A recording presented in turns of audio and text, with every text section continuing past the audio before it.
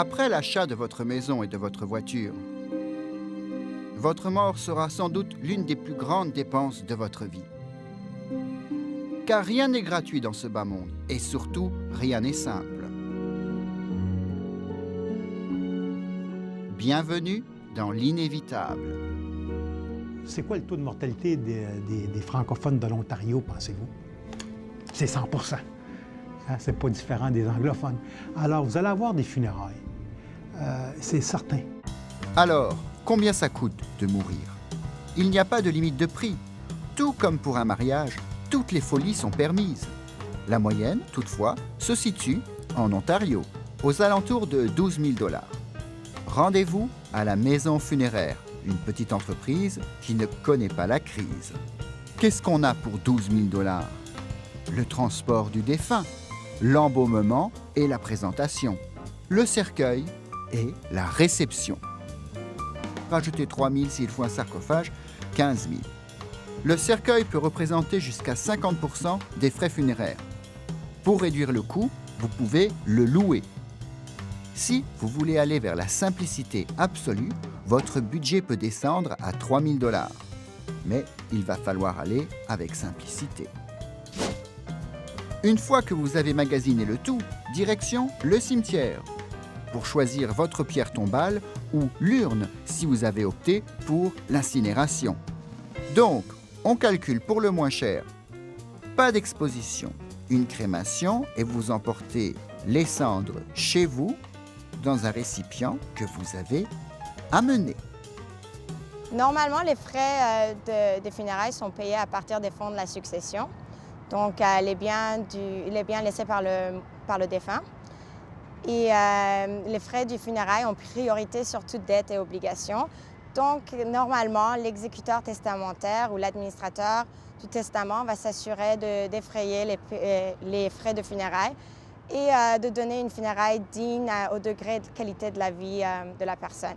La common law impose une obligation juridique sur certaines personnes, par exemple l'époux, l'épouse, le parent d'un enfant. Si ces personnes-là n'ont pas d'argent non plus et il n'y a pas d'argent dans la succession, là, il y a des programmes d'assistance offerts par le gouvernement. Donc, chaque municipalité a des programmes d'assistance particuliers.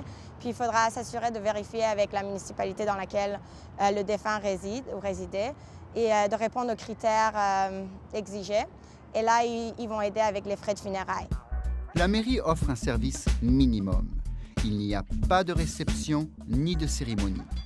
Le défunt est incinéré par les employés du cimetière lorsqu'ils ont du temps libre. Pour éviter cette fin plutôt sordide, que peut-on faire?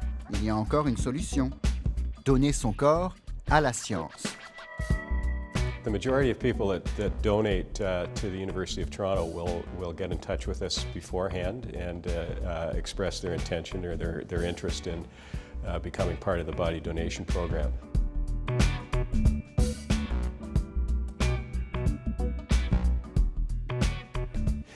When the dissection is complete, the body is then cremated, and the families have the option of recovering those ashes if they would like for private burial.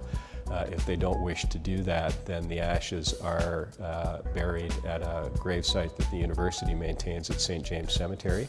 Mais attention, beaucoup d'appelés, mais peu d'élus.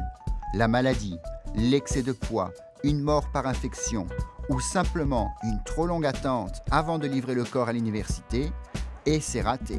We just have to decline to accept the body, and then it's the family's responsibility. Il vaut mieux donc prévoir. Un contrat préfunéraire est une solution. Mais un contrat préfunéraire, c'est quoi? Quand vous allez visiter votre salon funéraire et vous faites un préarrangement, c'est un arrangement funéraire dans lequel vous dictez à votre directeur funéraire les biens et services que vous désirez avoir pour vos funérailles. Alors, vous choisissez le cercueil, de bois, de métal, vous choisissez le nombre de jours de visite, si c'est une crémation, l'urne, vous choisissez tous les éléments d'une funéraille. Et à ce moment-là, le directeur appose vos désirs dans un contrat funéraire. Alors, il y a deux façons de procéder que votre directeur funéraire va vous offrir. La première, c'est que vous payez le directeur funéraire à l'avance. Et donc, si votre funéraille coûte, disons, 5 000 alors vous remettez 5 000 au directeur funéraire et contre ce 5 000 $-là, il va vous garantir les funérailles que vous avez préarrangées. Et peu importe le moment de votre décès, avec l'argent vous lui avoir donné, il va vous procurer ces funérailles-là. Il faut d'abord se rappeler que ces établissements-là sont fortement réglementés par différentes lois. Mais bien sûr, il faut toujours s'assurer de transiger avec un établissement qui jouit d'une très bonne réputation, se poser des questions, être prudente, à savoir qui reçoit les intérêts. Est-ce que les intérêts vont à la succession ou c'est l'établissement de funérailles qui prend les intérêts? Où va l'argent de fiducie? Est-ce que c'est bien déposer l'argent en compte de fiducie, demander une preuve? La deuxième façon, c'est de ne pas payer le directeur funéraire, mais au contraire de souscrire une police d'assurance. Mais c'est une police d'assurance qui est dédiée à payer vos funérailles auprès du directeur funéraire. Attention, pour bénéficier de l'assurance, il faut cotiser au minimum pendant 2 ans. Mais en parlant d'assurance, une assurance vie peut-elle faire l'affaire? Est-ce qu'on devrait couvrir les frais funéraires avec une assurance vie? Oui, on peut le faire, mais la difficulté est la suivante. Par exemple, si vous prenez un consommateur, il a 40 ans, puis il décide qu'il veut se prendre une assurance pour couvrir ses frais funéraires. Puis il dit, bon, aujourd'hui, ça coûte, les frais funéraires, environ 10 000, je vais être correct, je vais prendre ça. OK, je vais me prendre une assurance de 10 000. La journée qu'il va décéder, s'il décède à 95, là, il n'y a pas de garantie que 10 000, ça va être assez. Avec l'inflation, c'est clair que ça ne sera pas assez. C'est quoi l'inflation qui va être pour les 45 prochaines années? Il n'y a personne qui peut le dire. Là. OK? Fait que cette personne-là, prendre une assurance vie juste pour couvrir les frais funéraires, c'est peut-être pas une bonne idée.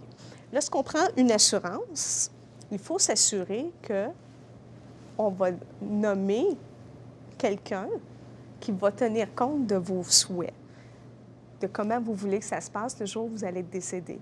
Cette personne-là a normalement l'obligation morale de procéder à ça, mais il n'y a personne qui va s'assurer qu'elle va respecter toutes vos volontés.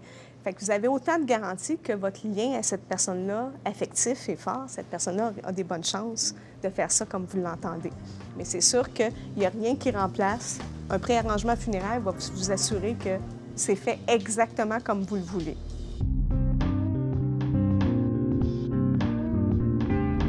Lorsque les gens n'ont pas d'arrangement, que ce soit la sélection d'une concession d'un lot ou les arrangements préfunéraires ou quoi que ce soit, c'est sûr que ce sont les mêmes décisions qui doivent être prises, qu'on soit en état d'émotion très élevé ou très faible.